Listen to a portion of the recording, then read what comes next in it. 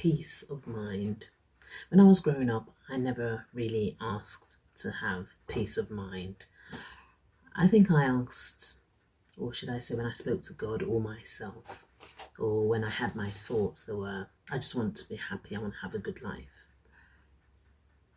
But as I was growing older, I realized that what I really, really needed to heal was to get peace of mind. But to get peace of mind, I had to work hard. What did I have to do? And what am I still doing? Because it's a lifelong journey, this peace of mind. It's a daily, hourly, minute by minute day, I think. Achievement, or not achievement, you don't finish achieving it, is to get to peace of mind. I think I know is to get to the core of yourself. What is that core? How can we achieve it?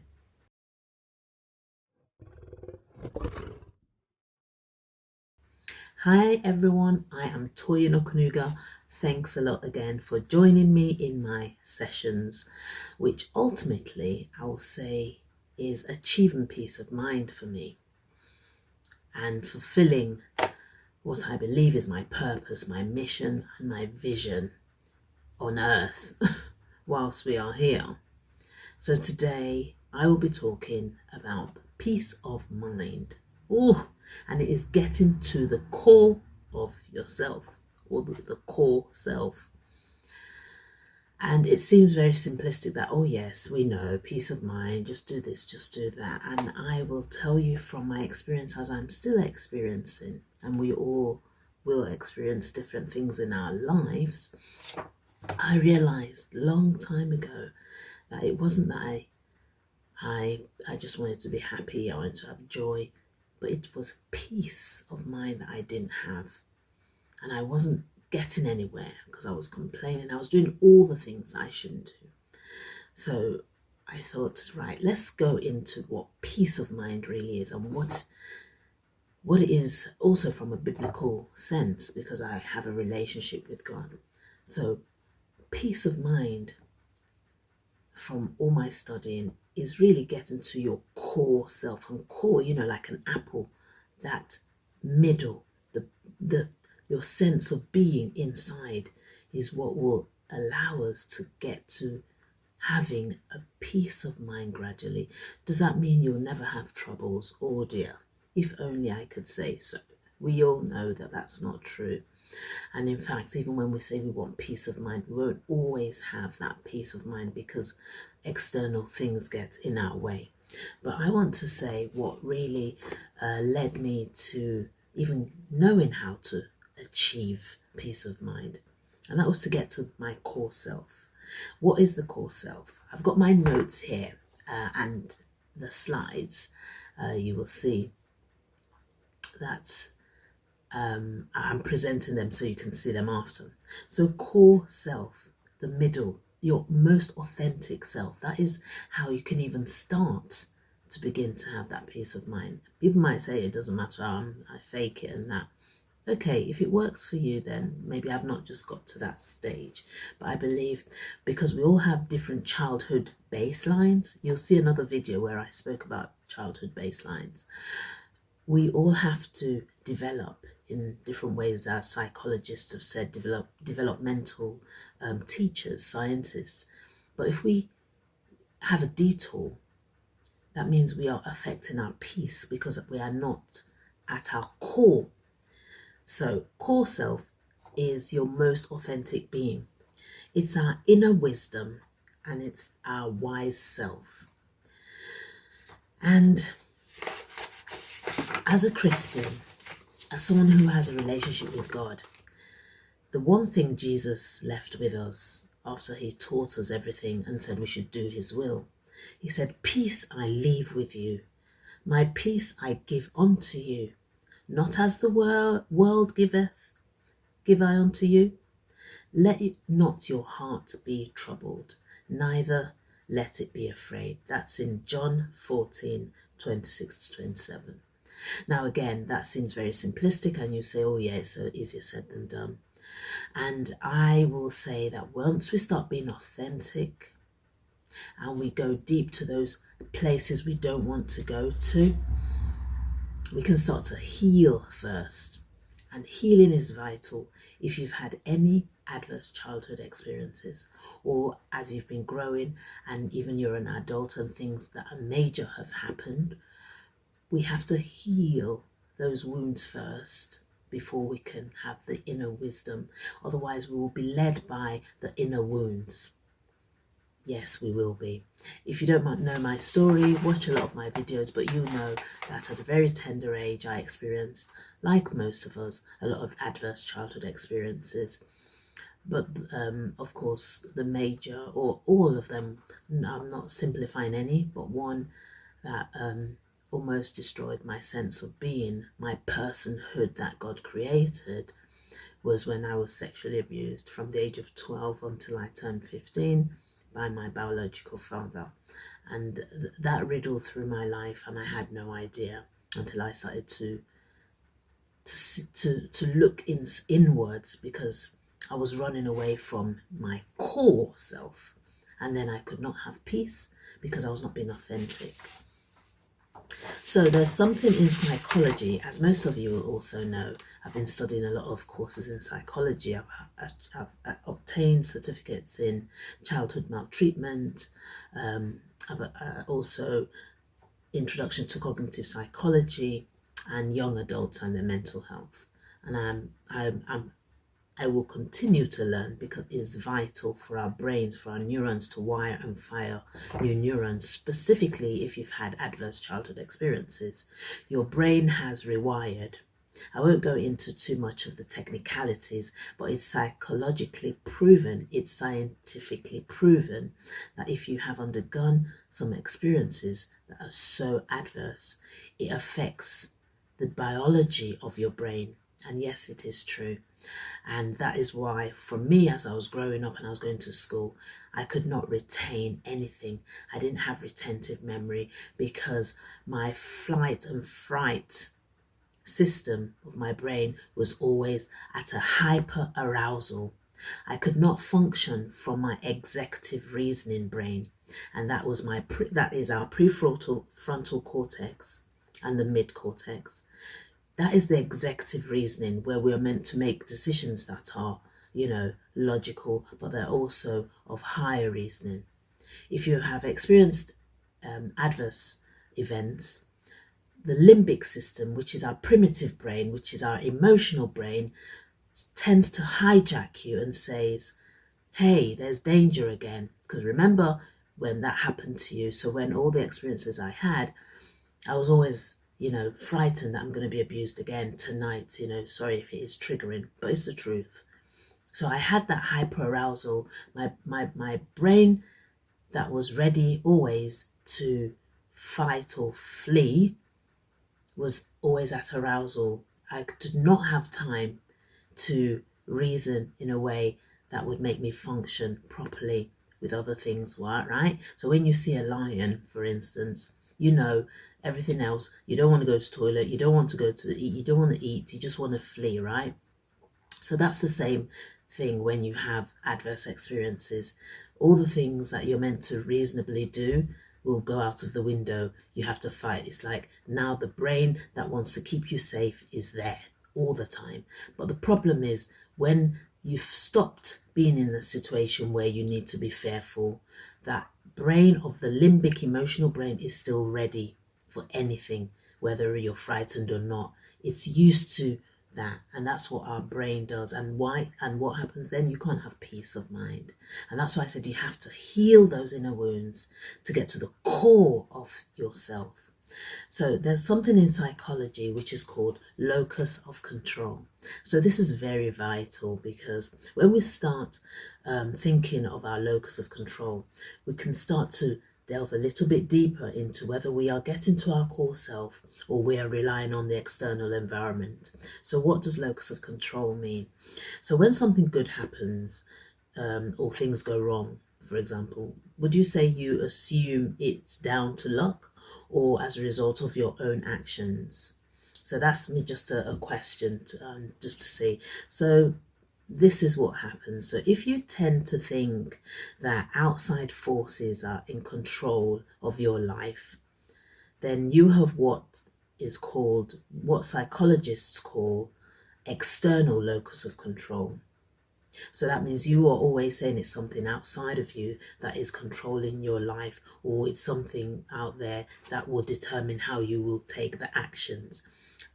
Alternatively, or if you believe that you're in control, then you have what is called internal locus of control. And that's often more helpful because you'll be more satisfied with the actions you take in your life. So that's locus of control. We have external or we have internal. Another example is if you always blame people, it means you're not ready to take responsibility for your actions, but also you always feel you are not the one that needs to change because it's something affecting your life. Admittedly, there are people who get in our way. That's different, but you need to know that, okay, you've allowed that action to happen sometimes. Of course, not when you're abused or anything, but as you grow older, you need to try and start healing that now you're in control. But that's why I advocate, because I don't even want those things to happen. We need to, that's why I'm a strong advocate for these things to stop, because children are helpless and it just brings tears to my eyes. That's why I hardly talk about children, because I can sort of like get overwhelmed because I remember when I was a child and now I can just understand how children are.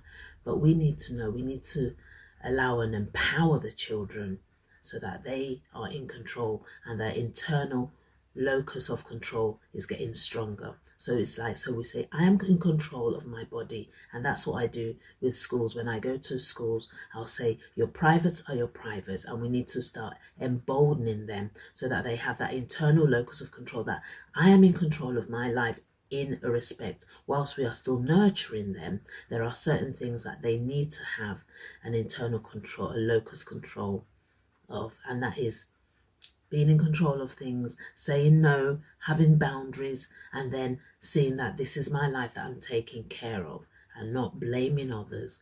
It's so vital to have that internal locus of control. That is what will lead us to have a peace of mind.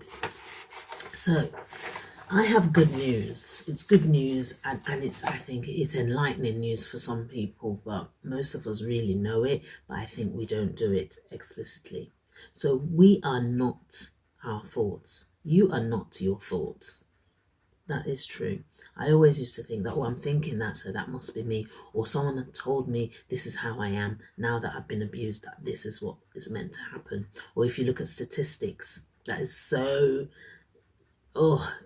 it's more traumatizing sometimes, but you have to accept that you can heal. So where am I going with this? So you are not your thoughts. When you start to think that you are worthless, you are dirty, what's happened to you is, oh my gosh, out of your control. You are no longer going to live a fulfilling life. You will not have peace of mind. So you are not your thoughts. Your core self is not your thoughts. Yeah, now this was a revelation to me when I read it, when I looked into it. When you feel marinated in a web of negative thoughts, I have videos on negative thoughts, your core self is the part of you that notices these thoughts. So you are having those thoughts, that's not you. There's a core that you know, that otherwise you wouldn't be able to imagine those thoughts. It's that person who's observing those thoughts, that is your core self. And that is how we have the sound mind that God has said. We have a sound mind. Whatever is true, whatever is just, those are the things we should think of. It's because God knows that we won't always be thinking of good things. So we have the mind to control, to say, okay, that thought's come in. I have, for instance, for me, I could say, I've been abused. Now I'm never going to be happy. I'm never going to have peace of mind. That's a thought. Now, I have to put that thought on trial and dismiss it, because that's not true. That is not true. Why? Because even if we don't go biblically, let's think about those people that we aspire to. So Martin Luther King, Oprah Winfrey, Maya Angelou, Joyce Meyers. Joyce Meyers is like my sister. She's like my big aunt, or she's old enough to be my mommy. Joyce Meyers. We have similar situations where her dad sexually abused her. She's a pastor. I look up to her because I learn a lot from her. And these are the people that we aspire to be. Now, God created us all. They don't have two heads. So if God can do it for that person, just think that God can do it for you. But most importantly, we have to have hope that we also can have the peace of mind, because our locus of control is internal. We're thinking. And we know that, yes, I can heal because that person healed. Yes, you can aspire to and look at that person, because why? That person will give you hope that the situation you're in, you can come out, but you have to heal the way that person healed. So those thoughts that come into you that are negative, put them on trial and dismiss them to say, no, that's not true. It happened for that person. I have hope. I have that sense of expectancy that I will get out of this situation, and I will have that peace of mind because I'm getting to my core self. So what do? Your core self, it's your essence, it's your intuition. It's like you have that inner knowing, but your thoughts are trying to take over because of your experiences. And that's the external locus of control. But the internal locus of control is the one that you need to think that, yes, you are in control and you can take the actions that are necessary for your life. So I'm just going to give a little exercise to you, which I did for years and I still do off and on, because I have to keep healing those wounds, because there are more things that come up that we have to heal from. You heal from one, then something else comes. It's like, the more troubles, or the more you heal, the more, if you're a Christian like me, the more the devil wants to say, no, let's come back to where you used to be. Or it's even your brain. Your mind is used to running all the time, or being negative, having negative, or saying negative things to yourself. Once you change, your brain wants to get you back to where you're comfortable. But healing is a complete change. It's a change to wanting you to get to the peace of mind. And sometimes it can be painful because you have to get to where? The core self. But once you get there and you start to uproot those things that are negative, you start to speak and talk about your story. First, of course, to someone who's trusting, maybe even a therapist of that. But then eventually you have to keep talking, because that's the relief of trauma, and that's what will get you to having a peace of mind, which is getting to the core self of who you are. So what I did, and as I said, still do, is practice. So as you can see on the slides, it will say, practice writing and completing these sentences. And you can write continuously without lifting your pen. So the first sentence is, I am. And then I want you to think of positive things. Forget about those thoughts, they're flying by. I am. What are you? Your creative self. I am, and then write a lot of things. That's the first sentence. Then words that describe me. And then words that describe me are, so for example, I say, Toyin, she's bold. Toyin is courageous. Toyin is beautiful. Toyin is strong. Toyin has empathy. Toyin is loving. Toyin is, peace, I say. And those things will start to get into your brain, and your brain will be rewiring, like, oh my gosh, what's happening here? Yes, keep doing it. Then your actions, you will be what you're writing. I am most afraid of, and then write those things that you're afraid of. Don't think, oh, I'm going to keep those in. No, bring it out, because shame, guilt, they like to hide. But once you bring it to the surface, they lose power. Right? I am most afraid of. So for me, I'd say I'm most afraid of possibly speaking to people about my problems, or I'm most afraid of being vulnerable. I would say that. Things that write it down, and then it starts to lose power. Honestly, I promise you it does. It loses power because it's no more inside of your core, because we are trying to get peace to our core. We need to uproot it first. So I value my integrity. I value this about yourself. That my strengths are, you have strengths, and write your strengths, what they are. Keep writing, as I said, until you know that you have exhausted everything that is within you to write, and then stop, read through, and think, do that again. So get into peace that resides in you. We all have the peace, but as I said, things happen and it's disrupted our peace. So we have to reflect on our personal values. We have to explore and reconnect with our needs, reevaluate your boundaries, embrace your creative side. I love writing, I love drawing, and I'm back to that. It was taken, I don't say taken, but I gave my power away, and I let it diminish because I had other things that were bigger that were happening to me. Now I write, I want to keep writing, more books, Hush to Roar, get your Hush to Roar and see exactly what I'm talking about. We all have creativeness in us. Start meditation. And it's breathing.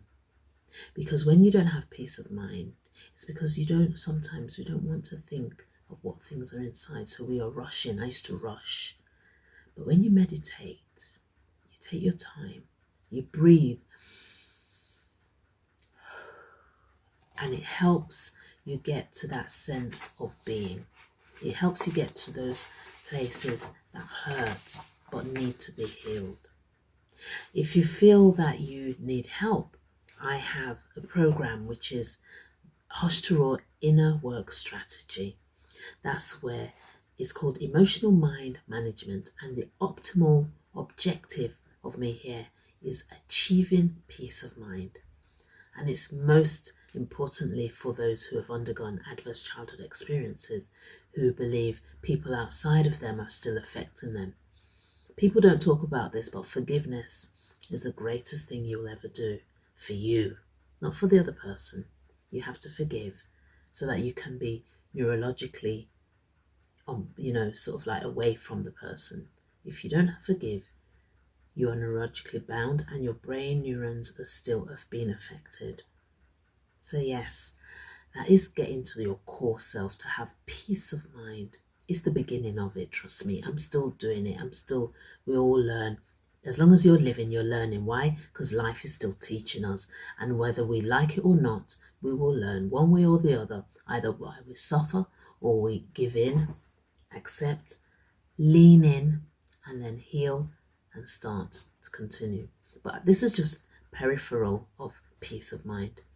I'll hold a lot of other sessions where I talk about little steps, bite sizes of things that we can do, that I'm doing, that's making me achieve peace of mind, even though there are storms around me. And yeah, believe me, there have been storms, and I'll tell you a few. But as I've said in another video, if your cake is not baked, don't bring it out of the oven. With me, it's if I'm still doing things that I'm working on, I don't expose and start saying it on social media if I don't believe I'm healed from it. Heal first, do your inner work. That's why my inner work strategy is key. But I'm giving you a bumper here to help you so you don't have to go through 15 years that's taken me to get to where I am now. I want to elevate you in that respect, like get you there quicker, because I'd love you to live the fulfilling life that you deserve. We all deserve, specifically if you have undergone experiences that, were adverse. So I love you. And remember, your inner child, that's where you need to get to, that core self. It has a voice, and that voice is crying out. Don't suppress it, because you won't have peace of mind. And that's what we all want, right? Peace of mind. So we can then start to live the life by being happy, doing things of purpose, because we're achieving peace of mind.